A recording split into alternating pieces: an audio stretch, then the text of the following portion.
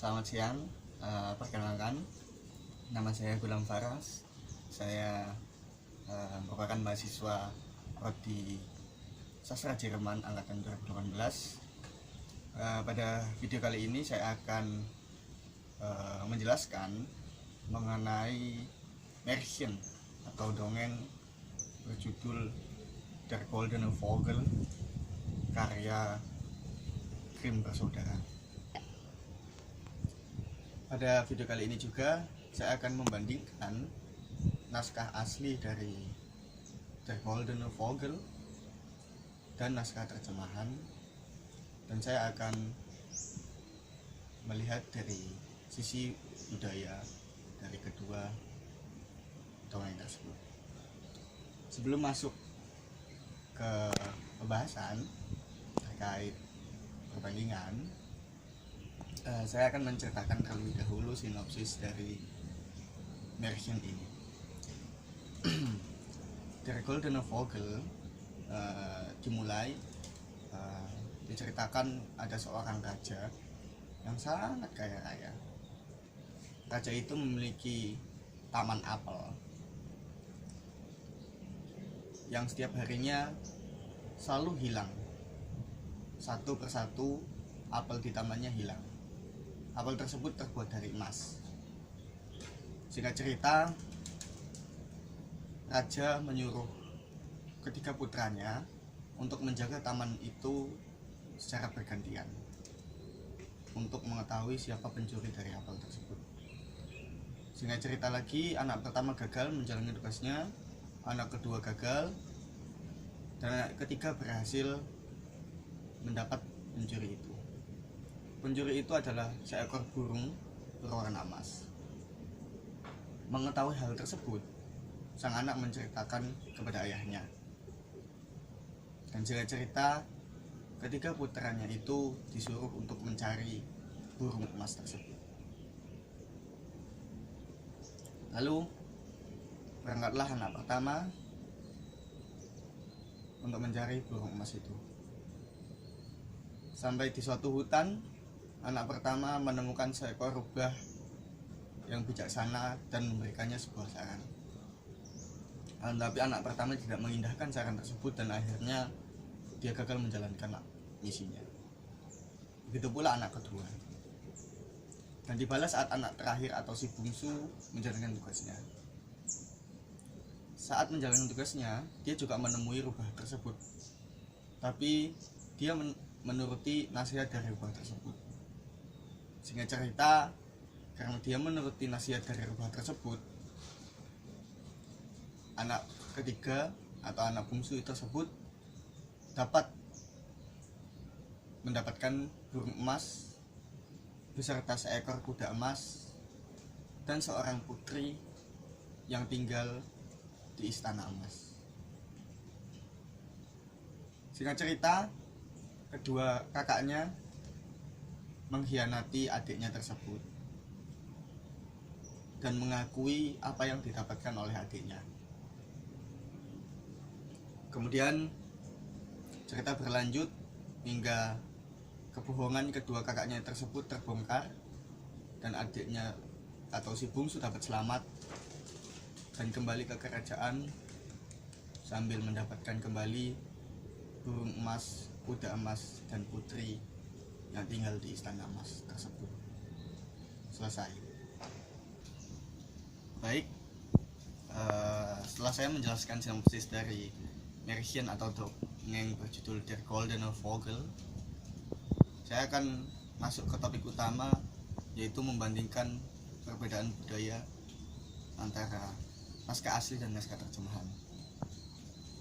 Sebelum saya memasuki perbandingan tersebut, saya akan menjelaskan di dalam perbandingan ini nantinya saya akan membahas mengenai unsur budaya dan unsur terjemahan. Baik, yang pertama adalah alih-alih diterjemahkan secara harfiah, kata Der Jüngste yang memiliki arti harfiah berupa yang paling muda oleh sang penerjemah diterjemahkan sebagai putra bungsu raja. Kemudian poin kedua, banyak terdapat imbuhan deskriptif dalam hasil terjemahan. Contohnya dalam kalimat und tatsächlich sieht Mitternacht den Apfeldieb kommen, einen Vogel mit goldenem Gefieder. Diterjemahkan menjadi ketika pukul 12 sesuatu berdesir di udara, dan di bawah sinar bulan dia melihat seekor burung datang. Burung itu semua bulunya bersinar karena terbuat dari emas. Penerjemah juga menambahkan kalimat yang tidak terdapat dalam naskah teks aslinya, seperti sesuatu berdesir di udara, yang kedua di bawah sinar bulan, dan burung itu hinggap di pohon dan baru saja memetik apel ketika pemuda itu menembakkan panah ke arahnya. Dengan kalimat tambahan yang tidak terdapat dalam naskah aslinya serta imbuhan-imbuhan yang bersifat deskriptif, mungkin saja penerjemah bermaksud untuk mempermudah target pembaca dalam bahasa sasaran untuk memahami dongeng. Poin ketiga,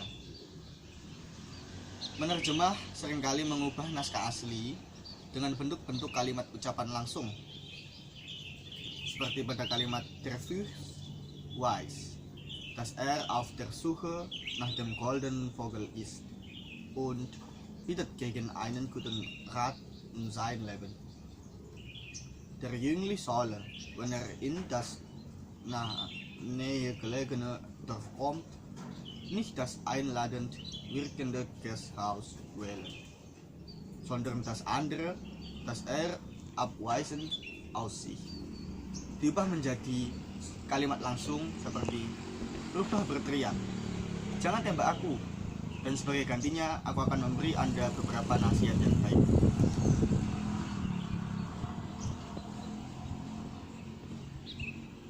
Di sini penerjemah menerjemahkan naskah asli, merubah dari kalimat penjelasan menjadi kalimat ucapan langsung yang dikatakan oleh tokoh dalam naskah dongeng. Poin keempat, dalam dongeng ini putra bungsu raja harus melakukan beberapa tugas agar dia dapat terbebas dari hukuman mati. Tugas-tugas tersebut menuntun putra bungsu raja sehingga pada akhir cerita ia mendapatkan seekor burung emas, kuda emas, dan tuan putri yang hidup dalam istana emas, seperti yang telah saya ceritakan dalam sinopsis sebelumnya. Dalam naskah asli, tugas-tugas tersebut tidak dijelaskan secara mendetail, sedangkan dalam versi terjemahan, tugas-tugas tersebut dijelaskan secara mendetail dengan bantuan sang rubah dan ditambahin kalimat-kalimat yang sebenarnya tidak terdapat dalam naskah aslinya.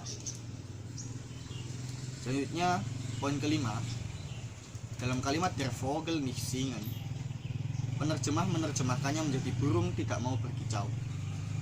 Hal tersebut dilakukan karena perbedaan budaya antara budaya bahasa sumber, yaitu bahasa Jerman, dan budaya bahasa sasaran, yaitu bahasa Indonesia, di mana kata singen dalam bahasa sasaran yang berarti bernyanyi tidak cocok diperuntukkan untuk seekor burung.